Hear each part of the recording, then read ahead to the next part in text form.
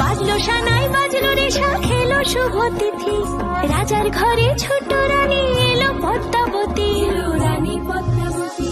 রাজার আরো 6টি রানীর ছিল না সন্তান, পদ্মাবতীর কোলালোতে মিলল সমাধান।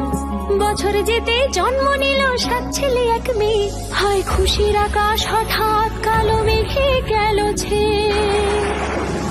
হিংসেতে যায় জ্বলে পুড়ে বাকি 6টি রানী, যুক্তি করে ঘটায় ওরা 7 কুমারের হানি।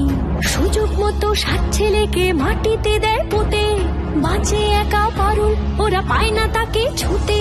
ধাইমা বাজায় সেই মেয়েকে বড় করে তোলে, 7 ভাইকে পায় যে পারুল 7টি চাপা ফুলে। এত কিছুর পরেও রাজার বিপদ যে কাটে না, সূর্য নগরে সুখের সূর্য আর ওঠে না। হিংসা বিবাদ বিচ্ছেদ আর প্রেমের কাহিনীতে